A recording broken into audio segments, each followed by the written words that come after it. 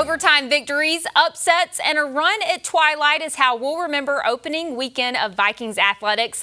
I'm Carla Metz, and welcome to Augustana All Access. Augustana teams did open their season this past week, but they did not do it in ordinary fashion. The volleyball team traveled to the Lewis University Flyer Festival in Romeoville, Illinois, getting 4 straight wins against Wisconsin Parkside, Palm Beach Atlantic, Michigan Tech, and Central Washington. The more notable win was against Palm Beach Atlantic, who was ranked number 3 in the country. The Vikings lost the first set 25-23, but would take the next 3 sets a little easier. Sophomore Courtney Place led the Vikings with 21 kills, and Brittany Check was the player of the game, putting together 14 kills, 19 digs, and 3 assists. Here's what Coach Dan Meskey had to say about that game. Even in the first set that we lost, statistically, we probably should have won that set. We shot ourselves in the foot at the end a couple times. But, you know, that word upset is a really interesting word to use because we talk about that with our team. And we want to start having the mentality that when we beat a Palm Beach that we don't feel like it's an upset. We know we can be a great team when we take care of things on our side. We can expect things like, you know, beating Palm Beach in 4 and being in control of that match. We can expect those things to happen over and over again. So we have to have that mentality, you know, when we get to our conference play because, you know, Palm Beach, we're going to play teams of that caliber every weekend. So that was a really good step for us in the preseason. We were really excited. An upset on the court, but an overtime victory on the gridiron. Augustana football gave Vikings fans a nail-biter on Saturday in their season home opener against Northern State. And we'll have Coach Jerry Olszewski to talk about the many turning points in that game. But let's go over the highlights for now. In the first half, the Vikings were able to get on the board first with a dive in the end zone by running back Jackie Davis. But Northern State would respond shortly after with a 28-yard touchdown before the first quarter was over. Tied at 7 in the second, Trey Hyde completes an 8-yard pass to Caden Quintanilla to take a 14-7 lead going into the half. At that point, neither team was able to really establish any type of passing game, but Augie would get their next score off a 9-yard completion to Matt Fujinami to make the score 21-7. All momentum showed the Vikings were going to walk away with a win, but Northern State got a score late in the third after this interception and then tied it up at 21 early in the fourth. The remaining 14 minutes of the game would see a field goal and a touchdown by both teams. Augie was able to score in just 33 seconds with some Matt Heller magic. Hyde and Heller connected first on a 40-yard pass, following it the very next play with a 46-yard reception, with Quintanilla punching it in for 6. But a field goal by Northern would tie things up at 31, taking us into overtime for the first time in KO since 2011. The Vikings won the toss, electing to go second, and the defense did their part, holding Northern State to just 3 points. 3rd and 8 here on Augie's drive when Trey Hyde's pass is incomplete to Charlie Hayes, but a pass interference call on the Wolves gives Augie the first down. Quintanilla rushes for 11 yards on 2 plays, putting the Vikings at the 1, but a false start by Nate Winter backs them up to the 6. But the Matt Heller magic makes another appearance, bailing them out. Hyde connects with 19 for 6, giving them a score and their 11th straight win against Northern State. When we come back, we'll continue looking at this game by picking out a few turning points with Coach Olszewski. But before we do, let's take a look at the Vikings Vote question of the week. What word or words does Coach OJ not use in practice or during a game when addressing his team? We've got your vote and the correct answer a little later.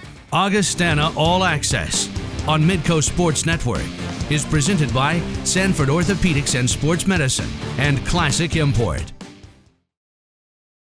Welcome back to Augustana All Access, where I'm joined by head coach Jerry Olszewski to talk about the big overtime win against Northern State. And Coach, you've had a couple of days now to kind of come off of that adrenaline. So now kind of looking back at that game, what did you learn about your team in week 1? Well, I think week 1 we always learn so much about our teams, but the thing that came to show in this contest was, one, our resiliency, the ability of our kids to rise up and finish and make plays. I was really proud of that. There's a lot of positives that came from this game.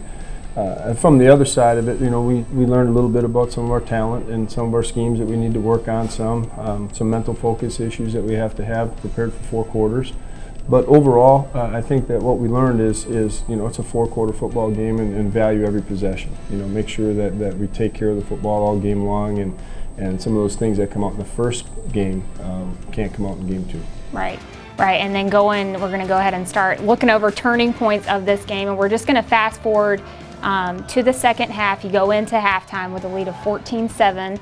Come back out after halftime, third quarter, there's some momentum there. Trey Hyde completes a 9-yard pass to Fujinami for a touchdown to go up 21-7, and then it's really the next possession where things kind of took a turn with the interception. Can you just kind of explain that play for us? Yeah, it's kind of a weird deal. I mean, it was a point in the game where the field flipped and the game flipped a little bit. First of all, we didn't field the kick cleanly.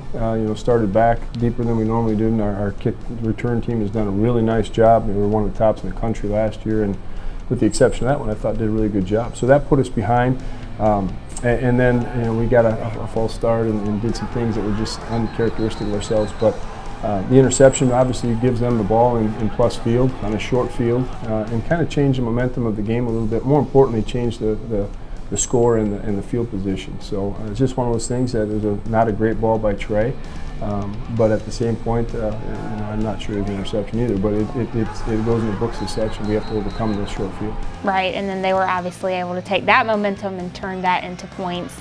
And then it was the next drive too, where we saw another mistake or a call by the ref, so intentional grounding on Trey. So what's the explanation behind that? It was our fault. We had a play called and just running back went the wrong way, miscommunication.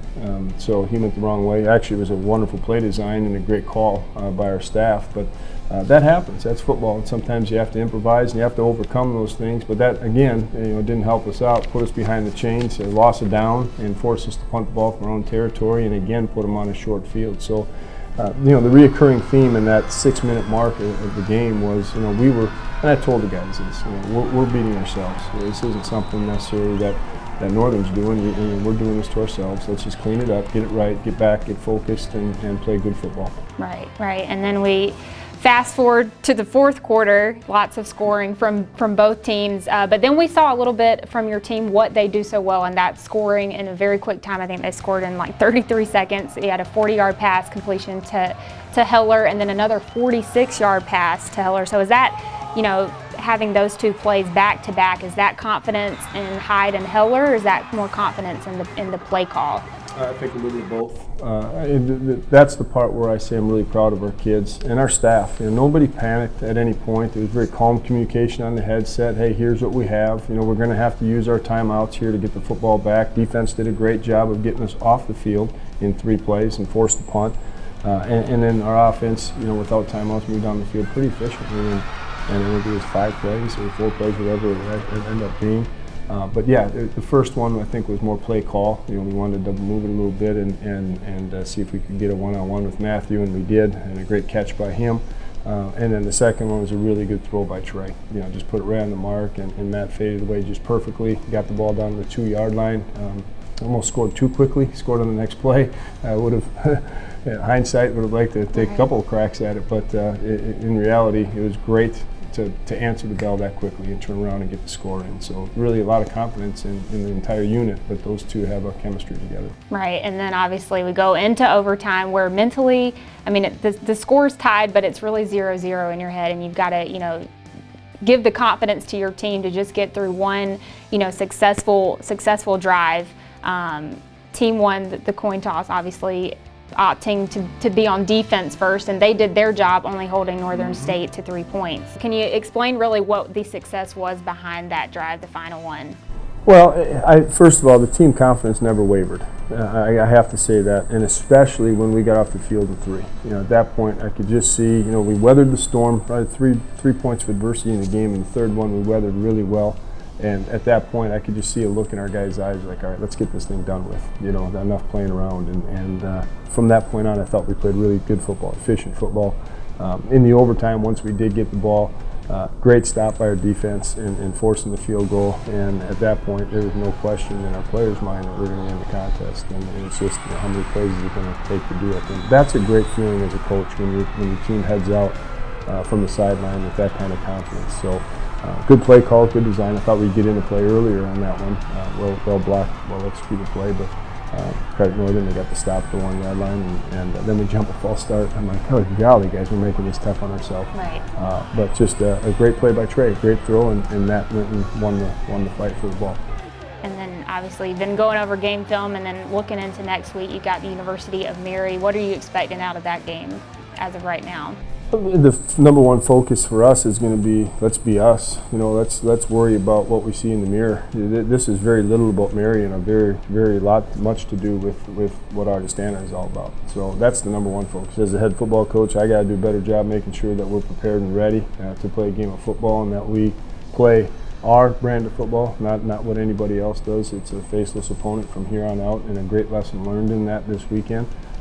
But I'm excited for those improvements that happen in week 2. You know, there's plenty that are going to happen. I know they will, and that excites me as a head coach. I want to see us take those steps forward. I want to see those mental errors go away. I want to see us play faster and physical. So I think that's what we can expect in this game. And Mary runs some different things. They're an option football team now, and going to run some wing sets and challenge us in different ways on our defense. And we'll have to tackle better on Saturday. But offensively, it's going to be a 4-down front, and we need to perform. So I'm excited to get back at it. We need a good week of practice, but I'm really excited. We needed this first game, Carla. Yeah. We really did. We needed to make some mistakes. We needed to play, and we became a better team for it. This win we just got this weekend is going to help us out later this season. At some point, it's going to be a value for us in a major way. Right. Well, thanks for giving us a little bit of clarity in that exciting overtime win, and good luck next week against the University of Mary. Well, up next, we've got an explanation for why players like Trey Hyde, Matt Hiller, and Charlie Hayes have such success on the field. We'll have that right after this. Welcome back to Augustana All Access. Sports teams are a composition of relationships, and it's a simple understanding that the tightest teams leave room for the most success. And at a collegiate level, very rarely do coaches adopt a group of players that share a previous connection. Typically, a roster includes athletes from all geographical points on a map. And although that's still true for the Augustana football team, if you're looking at a roster, you'll also notice 9 players share more than just a Vikings jersey. Lakeville, Minnesota has a population of close to 60,000 residents, and it's located 23 miles south of Minneapolis. But for 9 players on the Augustana football team, Lakeville, Minnesota is home. Trey Hyde, Charlie Hayes, Matt Hiller, and Drew Stewart share the bond on the offense, and Jordan Cardenas, Nevin Andreas, Zach Richter, Ryan Kretschmar, and Mason Colbeck represent Lakeville on the defense. There's an obvious connection from Lakeville to Sioux Falls, but it's something even the players can't put their finger on. But that also hasn't stopped them from giving their hometown group at Augustana a nickname. A lot of the things that I know that we really like here is that if you're going to work hard, you're probably going to play. They're not going to just come bring in, like other schools, they might just go get a JUCO guy, bring him in. I think everybody kind of likes that, the idea of kind of getting rewarded for doing what you're supposed to. And I don't know why it's a pipeline here, but everyone seems to like it. Our joke is this is Lakeville U. Players like Trey Hyde, Matt Hiller, and Charlie Hayes have been able to take their hometown connection to a different level, using it to propel their offense over the past 3 years, most notably in 2015. Hyde is just a little under 1,400 passing yards and 6 touchdown passes shy of career records at Augustana. Heller and Hayes both have over 1,000 receiving yards in 2015 and combined for 22 touchdowns. Hayes led the NSIC in passing yards, and Heller was named All-Region after catching 53 passes and 10 touchdowns. And they accredit that success to knowing each other from a young age. I've known Matt since I was 4, I've known Charlie since about 5, and we really didn't plan on coming here together. It just kind of happened. Those 2 are my brothers, pretty much. Known each other since kindergarten, playing backyard football forever. There's times out here on the field where it feels the same way. I know when Trey's looking at Charlie, I know when he's looking at me, I know when I have to win, and I just rely on Trey able to like throw me across the middle. I know it's going to be safe. And then Charlie too is just, we all grew up together, and just like having a relationship beyond football is kind of just, it helps on the football field too.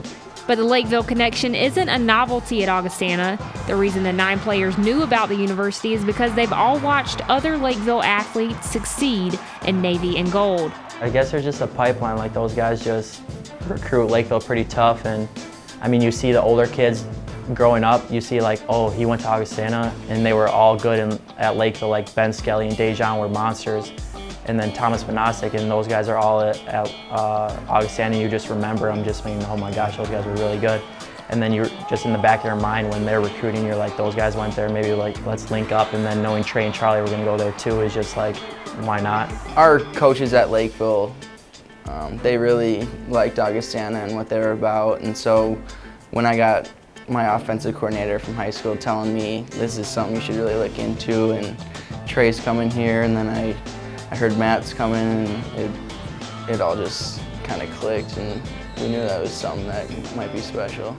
Lakeville U is a special connection that helps the Vikings football team as a whole, but just like brothers, there's plenty of sly cuts both on and off the field. I think that people don't know about us is we're competitive with each other. Like last night, Charlie and I all got in a fight playing video games back at the house. I mean, you can ask anyone on the team, they know that we love each other, but we're gonna rag on each other. We're more competitive, and Charlie's the most competitive person I know. It's good, but like being his friend, like you kind of have to bring him down because you'll make a play for him and he thinks he's good, but you kind of have to let him know like, hey, you're not that good. Like you're just lucky you have us, and me and Charlie do a good job on letting him know that. But Trey's a monster. Trey's good, and player of the year coming back is going to help us. The Lakeville U connection even transcends the football team. There are 15 athletes across 6 different sports at Augustana that are from Lakeville, so that recruiting spot seems to be treating Vikings athletics pretty well. When we come back, we'll take a look into the annual Twilight cross country meet that drew in its largest crowd this past weekend. Welcome back to Augustana All Access. Cross-country runners don't always get the publicity that maybe they deserve, which is why Coach Tracy Hellman decided to start a unique event 6 years ago that would draw in crowds that maybe didn't know a thing about cross-country. The annual Twilight Meet took place this past Friday, drawing in the largest crowd and group of competitors since it started in 2011. Although the meet is a much-anticipated event now for colleges around the upper Midwest, you might be surprised to know the idea was inspired by a game of soccer. It's music, it's glow sticks, it's competition. It's Yankton Trail Park in Sioux Falls at night, and for cross-country runners, it's something different. Like all great events, the annual Twilight Meet started out as an idea. Head coach Tracy Hellman was driving through Sioux Falls at night when he saw the bright lights at Yankton Trail Park. A soccer match was taking place on one of the fields, and it was in that moment that Hellman envisioned a cross-country meet under those very same lights. He thought it could be something special. Now, 6 years later, he's seeing that idea surpass his expectations. We started out with just kind of a dream of having a night cross-country meet, making the event different, something unique, and it's just blossomed into something that we got schools from 5 different states, 6 different states I think it is, traveling hundreds of miles to get to this, and the atmosphere is electric. And as we get later and later at night, you'll see the glow sticks come on. The kids just love running night, and it's just a really neat atmosphere. This year, 1,700 runners participated from 38 high schools and 29 colleges and universities, making this the largest Twilight Meet since it began. And the more athletes that attend, the more fans, which means more noise. The crowds are huge. Our kids don't get crowds like this, and so that's the thing that we really like. Having the high school college combined is also great because the high school kids get to watch the college runners, and then the high school kids bring the crowds with the parents, so it's a win-win for both. Augustana has done such a great job of promoting this event to students, and we've had so many people out here cheering for us, and it's just incredible. You know, you come underneath the lights every time you come around each lap, and just masses of crowds, and it really pulls you along. It makes it a lot easier, definitely, because there's always somebody like around every corner. There's people like screaming and cheering, you know, go Augie, yelling at other people, you know. It's a lot more easy to run, more motivating. The lights and the fans definitely get the runners' adrenaline going, but Hellman says he doesn't put much pressure on his team for this event. He just wants them to enjoy the competition and the atmosphere. But looking ahead into the season, there's a lot of potential for both teams who enter the 2016 season ranked number 1 and number 2 in the NSIC. I feel real good about both squads. We have a very veteran men's team. I feel that we can do some special things. We have 4 fifth-year seniors, so anytime you get experience, that makes a big deal. And then our women are young, but yet they're very talented. So we think that we can do some big things with our women too. and they were able to showcase that potential under the lights. The men placed first and the women placed third behind Winona State and Sioux Falls. Glenn Ellingson and Keegan Sarda placed fourth and fifth respectively, and Mackenzie Kelly led the women's team with a 7th place finish. Our 1 through 4 spread tonight was really tight and our 5 was not too far off, so the advantage with Augie is we got the numbers, we got the guys that train together, and we're having a great time. The cross-country teams' next meet isn't until September 24th, where they'll travel to the Roy Griak Invitational in Minneapolis. Up next, it'll be time to reveal this week's Vikings Vote poll question and give one player or team bragging rights for the week. Augustana All Access on Midco Sports Network is presented by Sanford Orthopedics and Sports Medicine and Classic Import. This week's Vikings Vote question of the week: what word or words does Coach Olszewski not say during practice or a game? Your choices were windshield, focus finish, thermostat, and inches. Vikings Vote revealed that you thought he did not use the word thermostat, so let's check in with Coach OJ to see if you're correct. Hey, Coach O here. Yeah, we do use the word thermostat around here, and the reference that we'd want to be the thermostat, not the thermometer, making sure that we control what's going on and that we are a major part in the success that happens rather than the result of it. So he does use thermostat, the correct answer this week. OJ does not use the word inches. Well, finally, it's time to unveil the Augustana Play of the Week, and the game we go to for this is the overtime victory against Northern State. It's more of a series than a play, but the 2 back-to-back connections from Trey Hyde to Matt Heller are going to send us out into the week. Congrats to Matt Heller on these 2 40-plus yard receptions, which helped give him a total of 8 catches for 127 yards against the Wolves. Thanks for joining us. We'll see you next week on Augustana All Access.